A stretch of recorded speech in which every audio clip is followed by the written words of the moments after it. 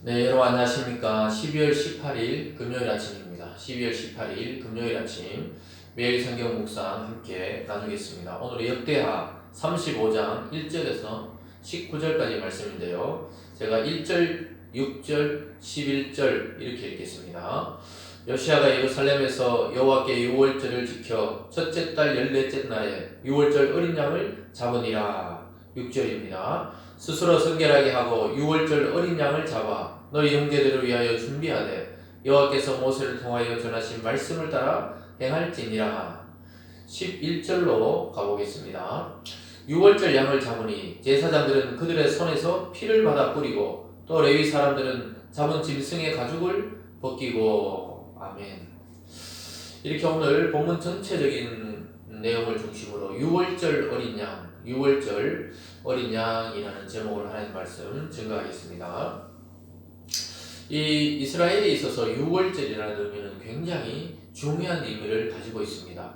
유월절을 언젠가 한번 설명해 드린 것 같은데요. 유월절이라는 것은 애굽에서 종살이하던 이스라엘 민족이 430년 만에 해방되던 그 날을 기념하는 것입니다.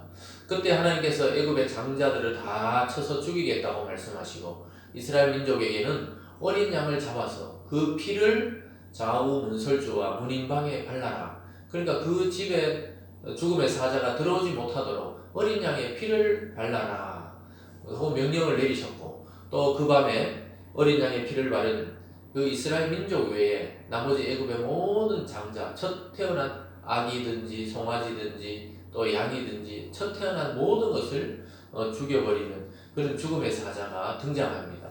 그때 이스라엘은 살아남고 바로는 드디어 너희들이 우리 민족에서 나가라고 이렇게 하면서 출애굽하게 되는 해방의 날이 바로 유월절입니다. 그 포인트 핵심이 뭐냐면 유월절 어린 양의 피를 뿌려서 그 피가 그들의 죄를 속하고 이스라엘이 살아난 것입니다. 조금 어려운 개념이지만 이것이 결국 신약에 오면은 예수 그리스도께서 온 인류의 죄를 지고 가는 하나님의 어린 양, 유월절 어린 양이 되셔서 우리를 대신해서 죽으신 것입니다.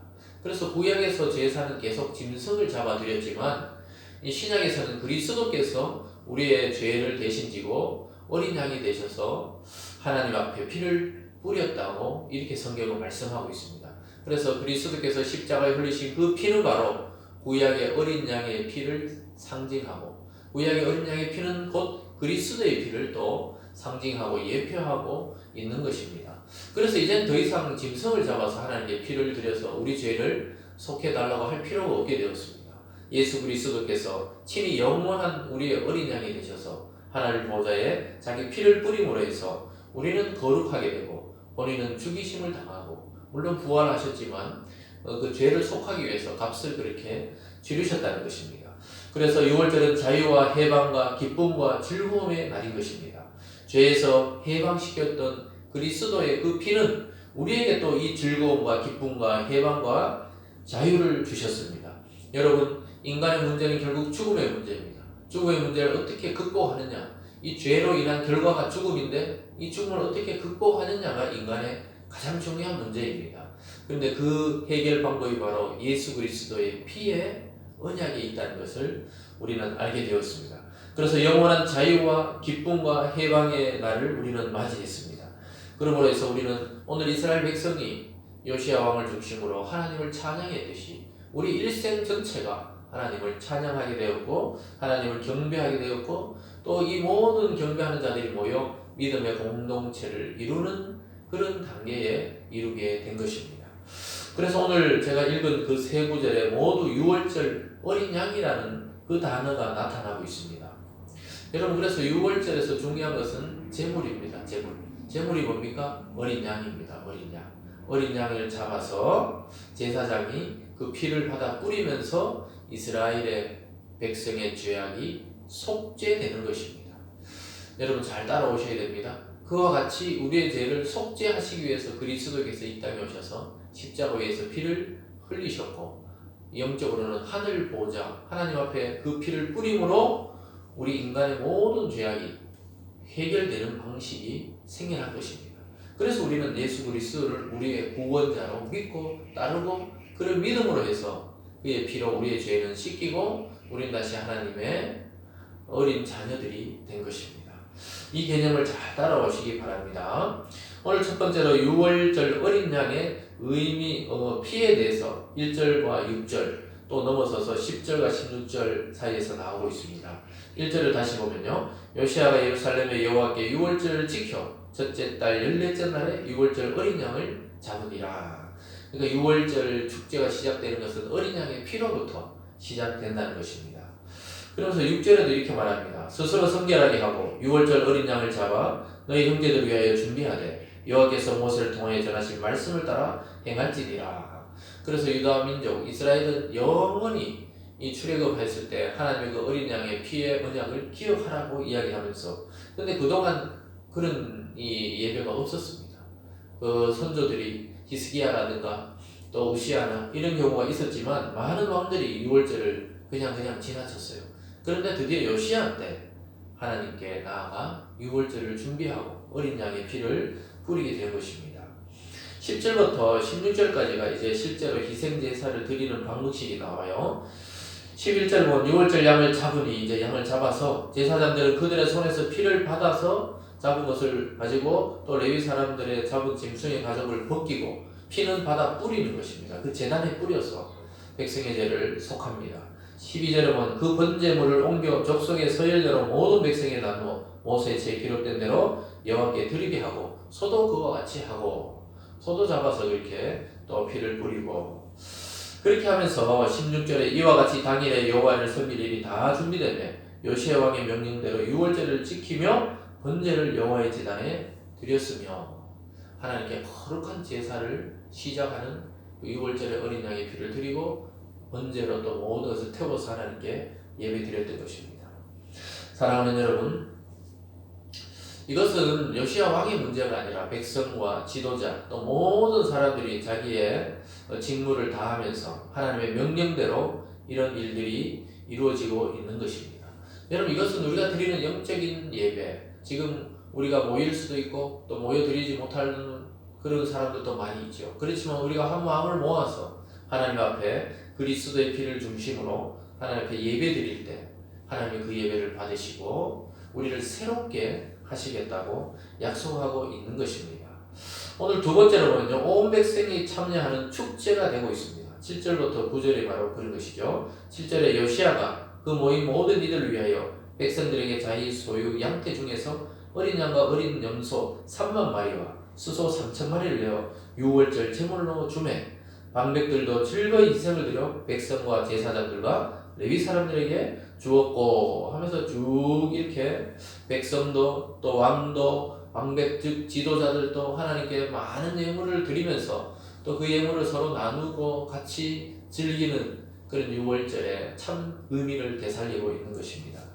사랑하는 여러분, 어느 누구도 소외되는 사람 없이 왕이 직접 나서서 이 백성을 대신해 또 하나님께 제물을 드리고 또 그것을 나누어서 먹고 같이 진정한 이 잔치와 예배를 드리는 모습을 보게 됩니다. 여러분, 이런 공동체를 하나님이 버리거나 기뻐하지 않으실 리가 없죠. 하나님을 중심으로 기뻐하고 나누고 즐거워하고 또 서로 위해주는 이 공동체를 하나님은 늘 기뻐하십니다.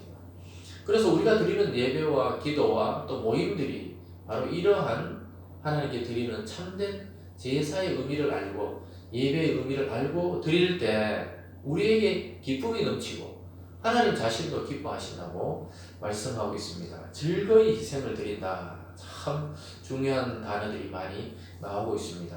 오늘 마지막으로 보면 가장 이상적인 유월절을 드렸다고 성경은 평가하고 있습니다. 수많은 왕들이 드린 유월절 중에 사무엘 선지자 이후로 가장 아름답고 위대한 유월절을 드렸다 이렇게 말하고 있습니다. 18절입니다. 선지자 사무엘 이후로 이스라엘 가운데서 유월절을 이같이 지키지 못하였고 이스라엘 모든 만들도 요시아가 제사장들과 레위 사람들과 모인 온 유다와 이스라엘 무리와 예루살렘 주민과 함께 지킨 것처럼 유월절을 지키지 못하였더라.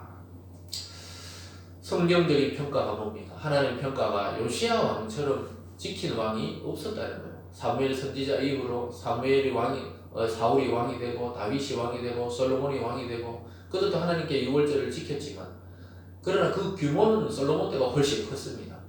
또 히스기야 때도 굉장히 컸어요. 그러나 요시야 때는 규모 면에서는 그보다 적은지 몰라도 하나님의 마음에 합하고 하나님이 기뻐했다고 또 완벽한 유월절을 지켰다고 이야기하고 있습니다. 사랑하는 여러분, 우리가 지금 바라는 것이 무엇입니까? 우리는 영적인 유월절, 예수 그리스도의 피를 통해 값주고 사신 이 교회 안에 예배가 회복되기를 지금 원하고 있습니다. 코로나로 인해서 전 세계 교회들이 예배가 바르게 드려지지 못하고 있고 또 모이는 예배가 어려워지는 지경에 이르르고 있습니다. 이것이 반복되고 있는데요. 우리가 정말 참 예배가 회복되고 온전한 예배가 하나님께 드려지도록 우리는 강구해야 되겠습니다. 누구의 피에 의지해야 됩니까? 우리의 경험과 조직이 아닌 예수 그리스도의 피에 의지할 때 그런 예배가 다시 회복될 줄 믿습니다. 사랑하는 여러분, 오늘 우리는 6월절 어린 양에 대해서 지금 살펴보고 있습니다. 기독교의 신앙은 절망과 슬픔과 고난에서 멈추는 것이 아닙니다. 지금 여러분 마음에 절망이, 슬픔이, 고난이 또 이 땅에 지금 이 전염병이 멈추지 않을 것처럼 보이지만 언젠가는 멈추어질 것입니다. 그래서 우리는 때로는 기독교의 신앙은 절망적이죠. 예수가 십자가에 달려 돌아갔을 때 그 많은 따르던 무리들이 절망하고 슬퍼하고 고향으로 돌아갔었습니다. 그러나 그 고난에서 끝난 것이 아니라 주님께서 3일 만에 무덤에서 부활하시면서 영광과 또 찬양의 시간을 맞이했던 것을 볼 수 있습니다. 반드시 고난 이후에 하나님이 부활을 주신다. 이 고난 이후에 기독교와 교회 내에 영적 부흥을 주신다는 확신을 저는 날마다 갖고 있습니다. 그래서 그리스도 안에서 영원한 잔치와 축제가 결국은 이 새 하늘과 새 땅, 새 예루살렘에서 펼쳐질 날이 오는 것입니다. 우리는 그것을 향해 나아가는 것입니다. 6월절 어린 양이신 예수님의 피가 저와 여러분의 죄를 속죄했다는 사실을 확신하시기 바랍니다. 그래서 온 성도와 교회가 함께 드릴 기쁨의 예배, 기쁨의 찬양, 기쁨의 기도, 이런 시간을 우리는 지금 어려운 이 시기에 기대하고 간구하고 소망해야 되겠습니다. 그래서 오늘 우리의 어린 양 대신 예수 그리스도의 그 핏값을 우리가 묵상하고 생각하시면서 우리는 이 어려운 가운데도 절대 낭망치 않고 포기치 않고 기쁨과 즐거움과 행복한 마음을 빼앗기지 않겠다고 결심하는 오늘이 되기를 바랍니다. 여러분의 주신 자유, 해방, 영적 기쁨과 즐거움을 어느 누구에게도 빼앗기지 마시기를 주님의 이름으로 축원드립니다. 기도하겠습니다. 사랑의 하나님 아버지 감사합니다. 아버지 하나님, 우리는 참 쉬운 길을 나눠두고 주님의 길을 따르고 있습니다. 주님의 그 길은 고난이었고 슬픔이었고 때로는 십자가의 절망이었습니다. 그러나 그곳에서 부활하신 주님을 만났을 때 영원한 기쁨이었고 영원한 자유를 얻었고 영원한 행복을 얻었습니다. 아버지 하나님, 이 고난의 때를 잘 지나가는 우리 성도들 되게 도와주시고 특별히 어린 양의 피로 6월절 축제가 시작된 것처럼 예수 그리스도의 피를 통해 이 절망적이고 또 슬픔의 인류에게 그리스도를 보내주시고 다시 그를 통해 소망을 바라볼 수 있고 또 자유와 기쁨을 누리며 하나님과 관계가 회복되게 하여 주셨음에 감사드립니다. 오늘 말씀을 듣는 우리 모든 성도님들 가운데 주님 찾아가 주셔서 이 소망을 잃어버리지 않게 도와주시고 이 기쁨을 빼앗기지 않게 도와주시고 영원한 우리의 6월절 어린 양이신 그리스도 안에서 영원한 잔치로 나아가는 저희들이 다 될 수 있도록 인도하여 주시옵소서. 감사드리며 예수님 이름으로 기도드리옵나이다. 아멘.